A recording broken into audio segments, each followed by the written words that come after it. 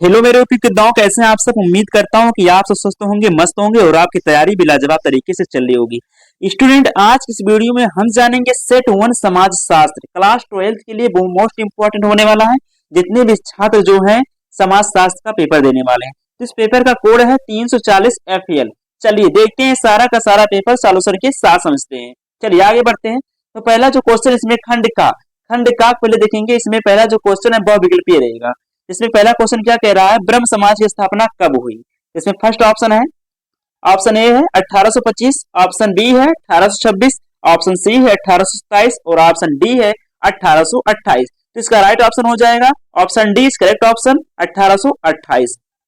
1828 ये हो जाएगा इसका राइट ऑप्शन। चलिए अगला क्वेश्चन है, प्रभु जात यानी प्रबल जात की अवधारणा किसने दी। प्रबल जात की अवधारणा किसने दी। इसमें ऑप्शन ए है AC SC Dubey, option B है MN श्रीनिवास और ऑप्शन सी है GS घुरिये और ऑप्शन डी है योगेंद्र सिंह। इसका राइट ऑप्शन हो जाएगा MN Srinivas. Option B is correct option हो जाएगा। चलिए आगे बढ़ते हैं। अगला क्वेश्चन है, क्वेश्चन नंबर 3 है, निम्नलिखित में से कौन भारत में राष्ट्रीय एकीकरण की प्रमुख बाधा है। ऑप्शन ए है जातवाद, ऑप्शन बी है क्षेत्रवाद, ऑप्शन सी है भाषावाद, ऑप्शन डी है उपयुक्त सभी। इसका राइट ऑप्शन हो जाएगा उपयुक्त सभी। Option D is correct option. चलिए आगे बढ़ते हैं। अगला क्वेश्चन है, भारत में सर्वप्रथम मजदूर संघ की स्थापना कब हुई। भारत में सर्वप्रथम मजदूर संघ की स्थापना कब हुई। ऑप्शन ए है मार्च 1917, ऑप्शन बी है अप्रैल 1918, ऑप्शन सी है मई 1919 और ऑप्शन डी है जून 1920। इसका राइट ऑप्शन हो जाएगा अप्रैल 1918। ऑप्शन बी करेक्ट ऑप्शन हो जाएगा। चलिए आगे बढ़ते हैं। अगला क्वेश्चन है, निम्नलिखित में से कौन सा परिवार का प्रकार है। निम्नलिखित में से कौन सा परिवार का प्रकार है। ऑप्शन ए है मूल परिवार, ऑप्शन बी है संयुक्त परिवार, ऑप्शन सी है ए और दोनों, ऑप्शन डी है इनमें से कोई नहीं। इसका राइट ऑप्शन हो जाएगा option C is correct option, A और बी दोनों। चलिए आगे बढ़ते हैं। अगला क्वेश्चन है, क्वेश्चन नंबर 6 है, निम्नलिखित में से कौन सी ग्रामीण समाज की विशेषता है। निम्नलिखित में से कौन सी ग्रामीण समाज की विशेषता है। ऑप्शन ए कृषि, ऑप्शन बी कम जनसंख्या, ऑप्शन सी संबंध, ऑप्शन डी उपयुक्त सभी।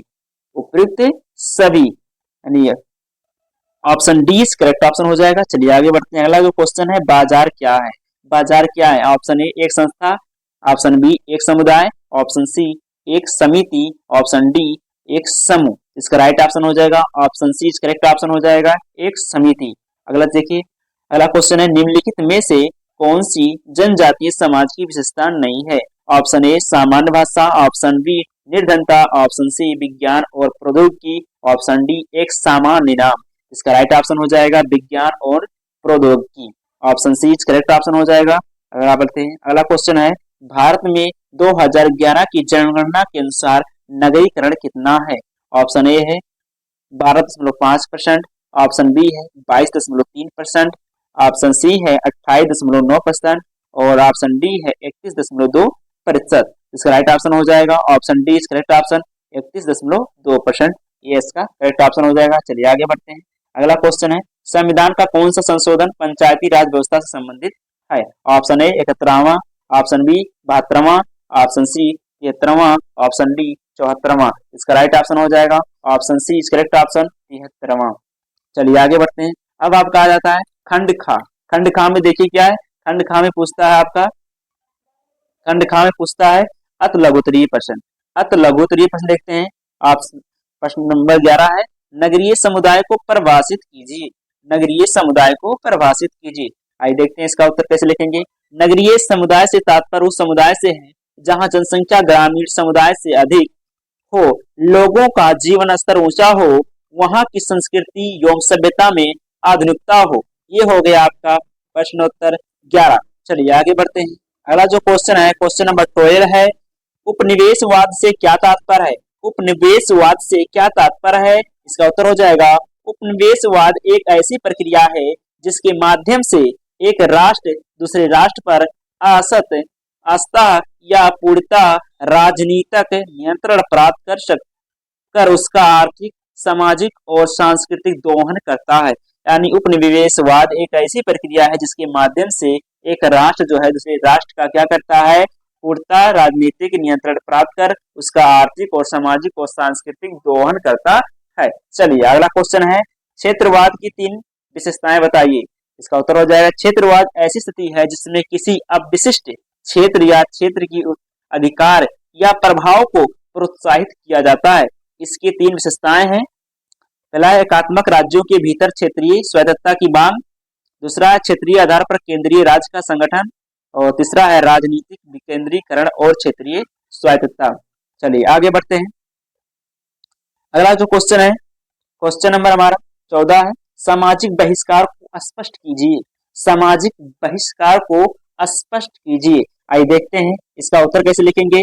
यदि कोई व्यक्ति या समूह किसी भी सामाजिक या धार्मिक रीति रिवाज या समारोह को देखने या रोकने का प्रयास करता है तो इसे सामाजिक बहिष्कार कैसे कहा जाता है। सिंपल सा आप कह सकते हैं कि विरोध करना किसी चीज का ही बहिष्कार कहलाता है। चलिए आगे बढ़ते हैं। अगला जो क्वेश्चन है, क्वेश्चन नंबर हमारा 15 है। आइए देखते हैं क्या कह रहा है, सामाजिक संस्थाओं की 3 विशेषताएं बताइए। इसका उत्तर हो जाएगा, सामाजिक संस्थाओं की 3 विशेषताएं निम्नलिखित हैं। पहला है सामाजिक संस्थाएं प्रकृति में अपेक्षाकृत स्थिर और अस्थायी। दूसरा है संस्थानों की एक संरचित और संगठित संरचना होती है।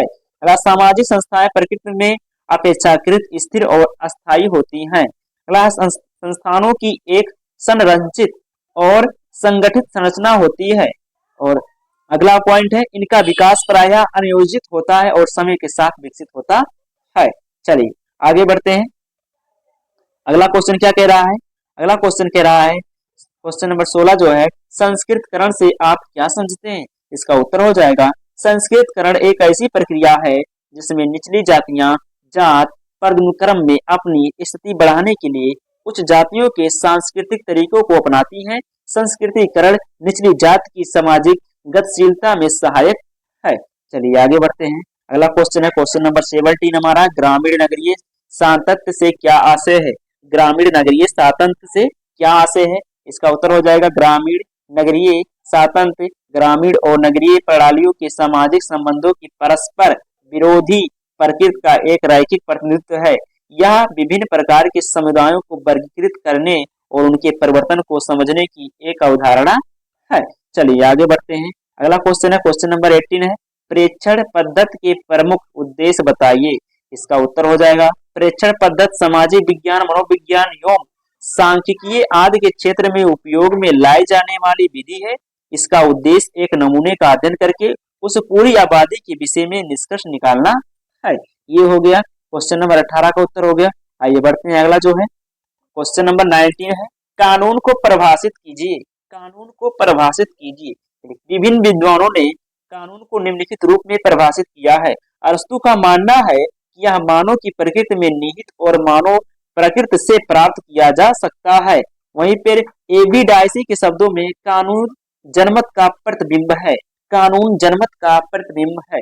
ये हो गया क्वेश्चन नंबर 19 का आंसर। क्वेश्चन नंबर जो हमारा 20 है, अल्पसंख्यक वर्ग से आप क्या समझते हैं। अल्पसंख्यक वर्ग से आप क्या समझते हैं। इसका उत्तर देखेंगे, अल्पसंख्यक वर्ग से तात्पर्य एक सांस्कृतिक जातीय या नस्लीय रूप से अलग समूह जो सह अस्तित्व में है लेकिन एक अधिक प्रभावशाली समूह के अधीन है। ये हो गया क्वेश्चन नंबर 20 का आंसर हो गया। अब आगे बढ़ते हैं। अगला जो क्वेश्चन हमारा है क्वेश्चन नंबर 21 है, जो कि लघु उत्तरीय प्रश्न है। लघु उत्तरीय प्रश्न है अर्थात ये 6 नंबर वाले प्रश्न है। चलिए देखते हैं क्वेश्चन क्या कह रहा है, साक्षात्कार के गुणों का वर्णन कीजिए। साक्षात्कार के गुणों का वर्णन कीजिए। इसका उत्तर हो जाएगा, सामान्य अर्थ में साक्षात्कार से तात्पर्य एक व्यक्ति द्वारा अन्य व्यक्ति से वार्तालाप के द्वारा उसकी योग्यता ज्ञान आदि की जानकारी प्राप्त करना है। इसके निम्नलिखित गुण हैं। चलिए देखते हैं। साक्षात्कार के गुण, इस पद्धति का सबसे बड़ा महत्व इसकी मनोवैज्ञानिक उपयोगिता है। इस व्यक्ति के विचार भावनाएं आदि की जानकारी इस विधि से किया जा सकता है। इस विधि द्वारा व्यक्ति के गोपनीय और आंतरिक बातों की जानकारी की जा सकती है। यह लचीली विधि है जिसमें आवश्यकता अनुसार परिवर्तन किया जा सकता है। चलिए आगे बढ़ते हैं। क्वेश्चन नंबर हमारा 22 है। इसमें देखते हैं, सामाजिक आंदोलन के कारणों की विवेचना कीजिए। इसका उत्तर हो जाएगा, सामाजिक आंदोलन के कारण विभिन्न समाजशास्त्रियों ने सामाजिक आंदोलन के विभिन्न कारकों का उल्लेख किया है, जिसमें से कुछ महत्वपूर्ण कारक हैं। आइए देखते हैं कौन कौन से महत्वपूर्ण कारक हैं। आंदोलन का प्रारंभ शिक्षित वर्ग द्वारा ही किया जाता है। आंदोलन की गति उन्हीं स्थानों पर तीव्र होती है जिन स्थानों पर शिक्षित समाज अधिक होता है। सामाजिक वर्गों में असंतोष भी सामाजिक आंदोलन का कारण होता है। जब किसी समाज में आर्थिक या सामाजिक असंतुलन पैदा होती है तब आंदोलन की पृष्ठभूमि बनती है। ये हो गया क्वेश्चन नंबर 22 का आंसर। अब आगे बढ़ते हैं क्वेश्चन नंबर 23 की तरफ। चलिए, कहता है नातेदारी को परिभाषित कीजिए, इसकी प्रमुख श्रेणियों का वर्णन कीजिए। इसकी प्रमुख श्रेणियों का वर्णन कीजिए। ये भी आपका 6 नंबर का है। चलिए देखते हैं इसका उत्तर। नातेदारी का शाब्दिक अर्थ संबंध होता है।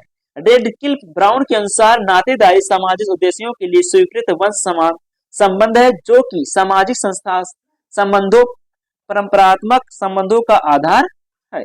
अब चलते हैं अगले क्वेश्चन की तरफ। अगला जो क्वेश्चन हमारा क्वेश्चन नंबर 20 है, दिव्यांगों की प्रमुख समस्याओं का वर्णन कीजिए। जो दिव्यांग है उनकी प्रमुख जो समस्या है उसका वर्णन करना है। चलिए देखते हैं इसका उत्तर क्या होगा। दिव्यांगता मस्तिष्क या शरीर की ऐसी दशा या स्थिति है जो व्यक्ति के कार्य क्षमता को प्रभावित करती है। दिव्यांग व्यक्तियों को जीवन के सभी क्षेत्रों में अक्षमता, कलंक और भेदभाव का सामना करना पड़ता है जो उनके शारीरिक और मानसिक स्वास्थ्य को प्रभावित करता है। समावेशी शिक्षा को बढ़ावा देने के विद्यालय प्रयासों के बावजूद शैक्षणिक संस्थानों में बाधाएं बनी हुई हैं। भेदभाव, दुर्गम कार्यस्थल और आवास की कमी अक्सर उनके रोजगार के अवसरों को सीमित कर देती है।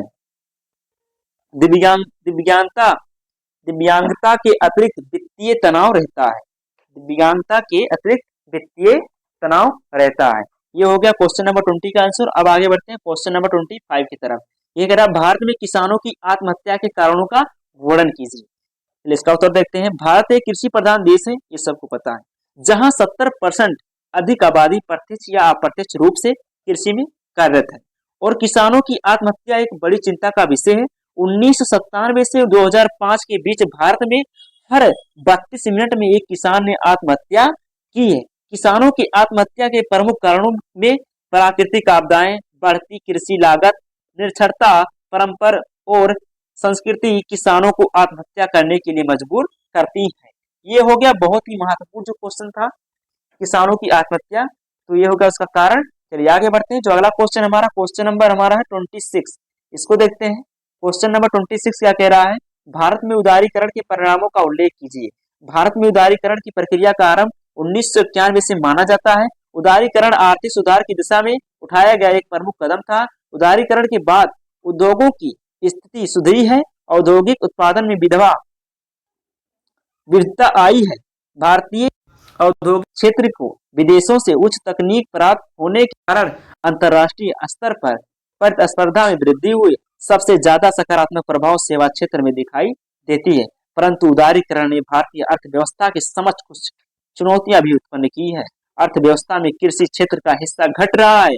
छोटे उद्योग बहुराष्ट्रीय कंपनियों का सामना करने में विफल हो रहे हैं आदि। ये हो गया हमारा क्वेश्चन नंबर 26 का आंसर। अब आगे बढ़ते हैं क्वेश्चन नंबर 27 की तरफ, जो कि है दीर्घ उत्तरीय प्रश्न। ये 8 नंबर का क्वेश्चन आता है। चलिए इसको देखते हैं। जो वेरी वेरी इंपॉर्टेंट क्वेश्चन है इसमें, हरित क्रांति से आप क्या समझते हैं, इसके सामाजिक परिणामों की विवेचना कीजिए। आइए देखते हैं इसका उत्तर बहुत ही सरल शब्दों में। भारत में हरित क्रांति उस अवधि को संदर्भित करती है जब भारतीय कृषि अधिक उपज देने वाले बीज के किस्मों, ट्रैक्टर, सिंचाई सुविधाओं, कीटनाशकों और उर्वरकों के उपयोग जैसे आधुनिक तरीकों एवं प्रौद्योगिकियों को अपनाने के कारण एक औद्योगिक प्रणाली में परिवर्तित हो गई थी। हरित क्रांति के सामाजिक परिणाम। हरित क्रांति की वजह से भारत के ग्रामीण समाज में व्यापक स्तर पर बदलाव आया। अब ग्रामीण समाज बाजारोन्मुख एवं गतिशील हो गया। किसानों की आय बढ़ने से उनके सामाजिक एवं शैक्षिक स्तर का विकास हुआ। इसकी वजह से ग्रामीण क्षेत्रों के लोगों में स्वकेंद्रण की भावना का विकास हुआ, जिससे पारंपरिक संयुक्त परिवारों के स्थान पर एकल परिवार की व्यवस्था प्रचलन में आई।